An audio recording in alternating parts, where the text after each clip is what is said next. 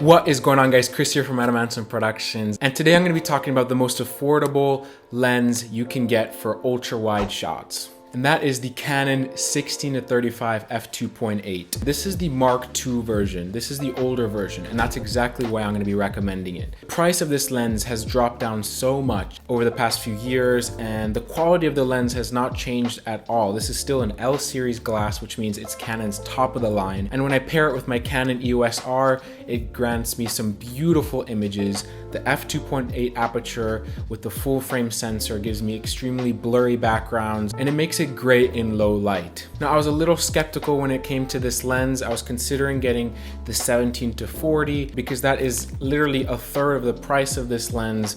But once I looked at reviews and I tried out the 17-40, and I realized it just really wasn't as sharp as this 16-35, as well as the fact that it can go down to a 2.8 aperture, which means it lets in a lot of light so that it's amazing for darker situations and creating more cinematic images. In terms of size and weight, it's actually not that big. It's a little bit on the heavier side, but I'm kind of used to the Sigma 18-35, and that lens is almost twice the weight. At least it feels that way when I'm shooting. So this lens is amazing for what it is. It's extremely sharp. It takes an 82mm thread. It's a bit of an issue for some people because 82mm threads are quite big and it's hard to find ND filters that fit it, but I can link one below. So in case you're looking for an ND filter for this lens, you have one. Now the autofocus speeds on this is lightning fast paired with the Canon EOS R. It's just overall my favorite lens, and it's pretty much the only lens I keep on my camera unless I'm gonna use the 70-200 for portrait shots or sports photography. Now in terms of drawbacks, there are some things that I don't really like about this lens. One is, although the autofocus speed is very quick, it does make quite a bit of noise, and on vlogs sometimes you can hear a little bit of that mechanical movement of the elements moving inside the lens, and it can get a little bit loud sometimes, but usually if I'm doing a vlog or something like that, I have music over the background and you really can't hear it that much. Second drawback when it comes to using this with the Canon EOS R, to put this on the EOS R, I have to use the R to EF adapter so that I can use these older Canon lenses. The issue is it extends it about another 2-3 inches, so then this lens, from becoming kind of short, it becomes quite large and front heavy.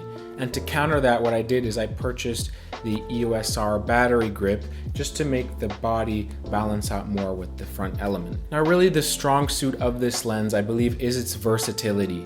It's extremely sharp from 16 all the way to 35mm.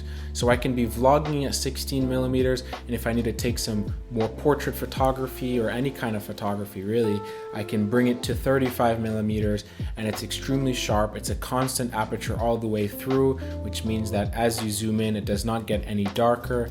Really the only lens that I think I will ever need for quite a bit of time. On the other end of the spectrum, I'll use the Canon 70-200 if, like I said before, if I'm taking sports photography or if I want to do portrait photography where the background is extremely blurry. But even this lens at 35mm with the full frame Canon EOS R provides stunning results with beautiful bokeh in the background. That's pretty much it for today's video, guys. Thank you guys so much for watching. Chris here from Adamantium Productions. This is the Canon 16-35 f2.8. It's a great full frame lens, and the prices are going down as the RF lineup comes out, but it's still extremely sharp and you will not be disappointed with this lens. So I'll link it down below, and thank you guys so much for watching.